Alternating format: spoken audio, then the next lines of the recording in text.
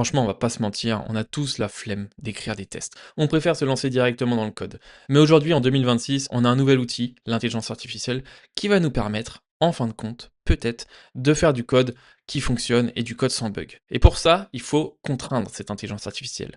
Et c'est ça, ici, que je vais parler dans cette vidéo, l'avantage du développement guidé par les tests, en anglais le TDD, c'est tout simplement trop fort. On va faire une petite vidéo pour vous montrer comment utiliser l'IA et faire du TDD à l'heure d'aujourd'hui. Pour ça, on va se faire un petit projet des familles, on va valider des passwords. Il y a des gens qui vont rentrer des passwords en input, en texte, et on va devoir créer une fonction ou un objet qui va vérifier que tout cela est bien conforme à la loi RGPD, évidemment. Pour ça, on va utiliser Copilot, là je paye même pas, j'ai juste installé le plugin et on aura l'autocomplétion, on va se régaler. Première chose à faire, créer un petit dossier test avec un S, très très important, avec un fichier Python qui commence en préfixe par test underscore. Ça, je crois que c'est important. Dites-moi dans les commentaires si c'est important, mais je crois que c'est important, je suis pas sûr à 100%. On va faire password validator, et on va dire à PyCharm que c'est un unit test. Mais bon, c'est un point pi, hein, c'est pareil, c'est juste que lui, il va nous faire des belles choses. On s'en fiche complètement de ça. Et première chose à faire devant le TDD, c'est un peu la feuille blanche. C'est le syndrome de la feuille blanche des plus grands auteurs, hein. Même Victor Hugo l'a eu, il m'a dit, je vous le dis tout de suite, ici, on a le premier test à écrire, sauf qu'on n'a même pas de code, donc c'est très dur à imaginer. Mais en fait, ce qu'il faut faire ici, c'est très simple. C'est d'imaginer le code de ses rêves et de trouver un cas ultra facile. Le premier cas, le plus facile pour moi, ça va être, parce que j'adore les objets et les classes, c'est que je vais inventer une classe, password validator, comme ça, on va faire évidemment du camel case, password validator égale. Donc l'IA là va nous aider, hein, on va pas se mentir. Le assert, on s'en fout pour l'instant. Donc là, j'ai instancié un objet. Parce que moi, j'ai envie que mon code, l'intelligence du code, etc., ça va se passer dans un objet, dans une classe, qui va s'appeler password validator. Mais ça, c'est personnel. Vous imaginez ce que vous voulez. On aurait très bien pu faire une fonction. On va ensuite prendre un input password. Donc c'est ce que la personne rentre. Là, l'intelligence artificielle me propose un empty string. Je le dis très bien, oui. Eh bien, ça me va. N'en dis pas plus, on va tester ça, et je veux que mon objet password validator, il va avoir validate password, ça me paraît encore trop, juste validate, ça suffit, hein. Avec un paramètre comme ça. En fait, là, ce que je suis en train de faire, c'est que je suis en train d'écrire le test d'un code qui n'existe pas. C'est surprenant, hein, mais c'est ça, la vision du TDD, c'est que c'est le développeur qui décide de comment son code va devoir se comporter. Et du coup, on peut écrire le code un peu de nos rêves. Et là, c'est un peu du pseudocode, et moi j'adore écrire du pseudocode. Du clean code, du code lisible, vous me connaissez. Bref, le TDD, ça permet ça. Donc on crée, en fait, on écrit le code idéal, et après notre but du jeu, ça sera juste de faire fonctionner notre code moche et affreux pour qu'il rentre et qu'il valide notre code idéal. Bah, c'est parfait parce qu'à la fin, notre code moche et affreux, il va devenir notre code idéal. Et oui, c'est dingue. Et bon, on va partir sur la troisième étape, le assert. Self.assert true true. Ça c'est par exemple, c'est une autocomplétion, c'est n'importe quoi. Ça ne veut rien dire, hein, on assert que true vaut true. Mais bon, on peut se faire plaisir. Donc là, j'ai mon objet password validator, j'ai un input où l'utilisateur a rentré aucun mot de passe, on l'envoie au password validator, qui va nous renvoyer, je pense, un résultat. Euh, Moi, j'appelle mes résultats sut pour system under test. Vous pouvez les appeler result, vous pouvez les appeler coucou, vous faites ce que vous voulez, mais on récupère le résultat. Si cette méthode renvoie des résultats, moi là, en écrivant ce test, j'imagine que la méthode validate va renvoyer true ou false. Voilà. Et du coup, on va assert true que ça... voilà. Et là, mon test, en fait, c'est même pas vrai. Moi, je veux que ça soit faux. Donc on assert que sut soit égal à faux. Parce que je veux pas que ce mot de passe soit validé par mon password validator. Le premier test, c'est toujours le plus dur. Mais il est très important de l'écrire parce qu'une fois qu'on a le premier test, en fait, ça va être facile d'écrire le deuxième, le troisième. Parce qu'à chaque nouveau test, on va devoir, en fait, s'auto-piéger et se dire ah oui, eh ben alors mais maintenant je veux ça et je veux quand même que l'autre y passe et ainsi de suite. Vous allez voir. Donc password validator, là mon test, il est valide. Mon test, il peut se représenter en trois étapes. Là où je crée mes objets, là où j'agis, Donc ça s'appelle le arrange, ça c'est là où j'agis, ça s'appelle le act, et ça c'est le assert. C'est là où je compare les résultats à à ceux attendus. Donc password validator, voilà, PyCharm il est en train de crier là, parce que ça n'existe pas. Bah oui, ça n'existe pas. Et bah crée la classe alors. Il le fait très bien, et là, il crie même pas, mais la méthode validate n'existe pas. Donc il faut quand même la créer. On va faire une petite fonction validate. Voilà, bon, après l'IA va tout savoir. Et là, l'IA, il m'écrit déjà le code qu'il faut. Non, non, non, non, non, non, non, non, moi je veux pas. Moi je veux lancer les tests. Donc ça va être très simple, je vais les lancer avec PyCharm directement parce que PyCharm c'est trop fort. Et mon test, il passe. Donc déjà ça, c'est la catastrophe, parce que même sans faire de code, mon test, il passe.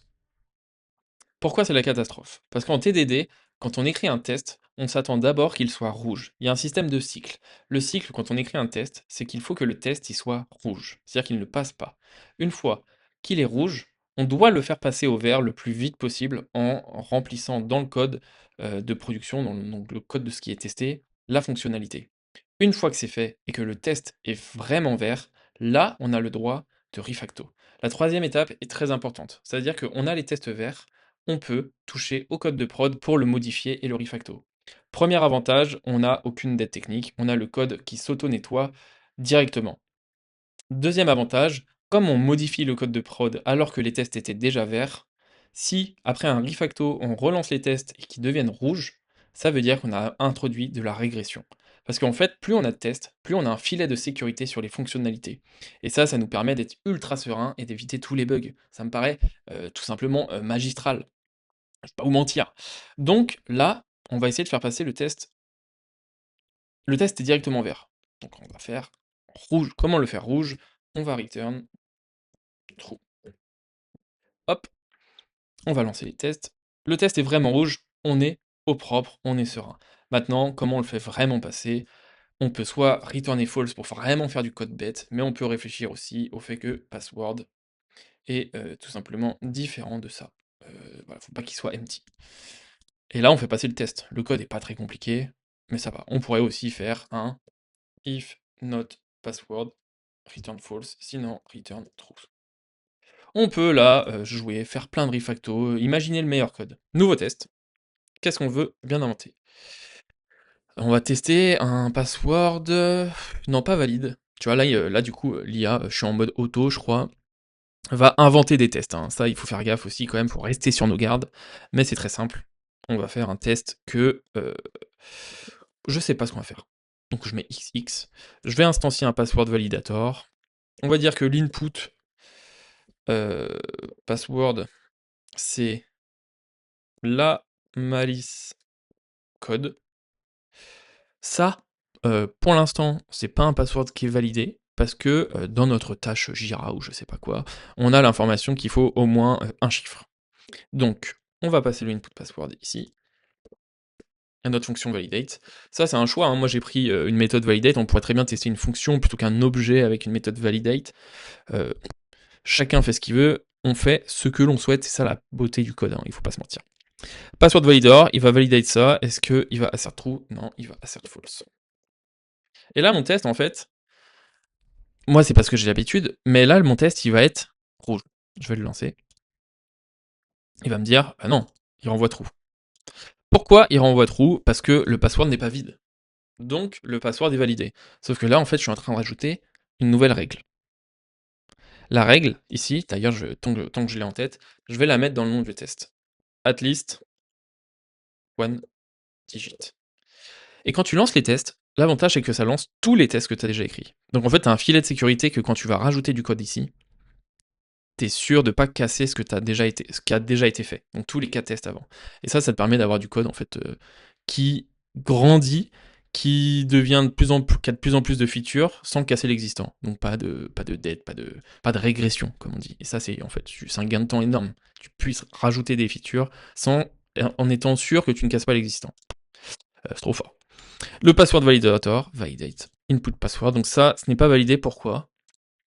Parce que il n'y a pas de digit. Donc comment tu codes ça? On va demander à l'IA, hein. OK, ça marche, merci. Tu vois, je savais, voilà, merci à toi. Il va me faire passer mon test. Et là, je suis en mode auto, hein, donc je pense qu'il prend des mini, en plus il prend des trucs, voilà, des trucs tout petits, hein, je sais pas qui il prend, mais on n'a pas besoin d'un modèle exceptionnel quand en fait on lui donne les contraintes et le contexte directement ici, c'est très très facile pour lui. Maintenant, on va ajouter d'autres tests, hein. On veut quoi? At least one letter, non, on va mettre one letter en majuscule. On peut des fois, avec l'IA maintenant, on va pouvoir juste écrire le test en fait. Voilà, il va le faire comme ça. Allez, ça, il a pas tout compris, mais at least one letter. Allez, écoute, on va la prendre. On va prendre cette règle. Je trouve qu'elle est super.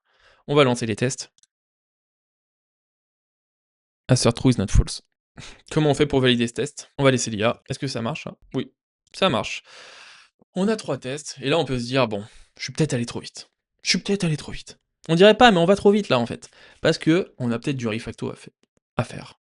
Est-ce que ça on le fait sur une ligne? Ça c'est le développeur après qui décide en fait. On peut déjà se questionner ici sur est-ce que le password validator, il va prendre un validator de one digit, un validator de one letter, et du coup ça c'est des classes qui viennent ailleurs, c'est d'autres responsabilités, ou est-ce qu'on laisse tout dans cette God class? Et en fait, on va continuer ainsi de suite.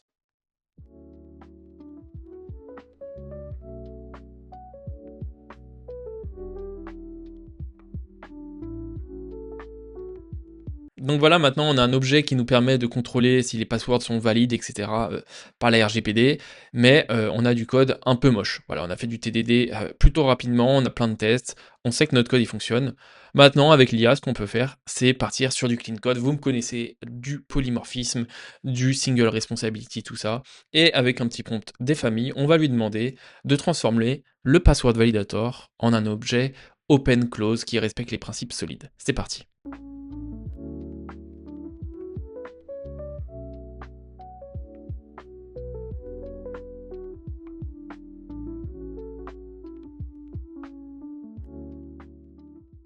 Donc voilà, l'agent a décidé de faire pas mal de boulot, on va vérifier vite fait.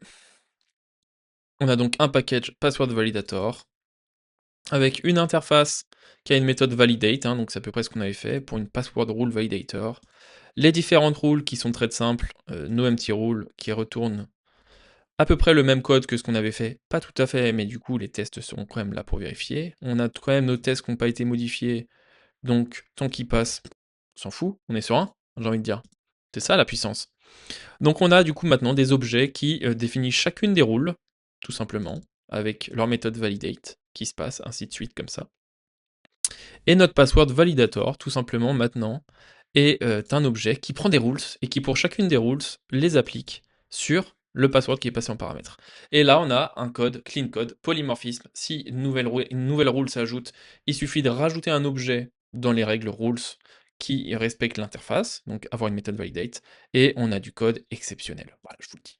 On a tous nos tests qui sont répétés ici, on en a des nouveaux.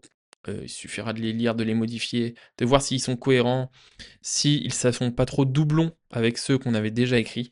Ici, normalement, voilà, il a gardé les tests qu'on avait faits. Il fait un petit setup où à chaque fois qu'on lance le test, il instancie un objet, c'est plus rapide, c'est pas mal, le empty test. Et voilà, en comment utiliser l'intelligence artificielle pour faire du TDD. Donc voilà, j'espère que cette vidéo vous a plu. À bientôt sur la Malice Code. N'hésitez pas à liker ou à vous abonner si vous voulez d'autres vidéos sur le clean code. On adore ça, on le sait tous.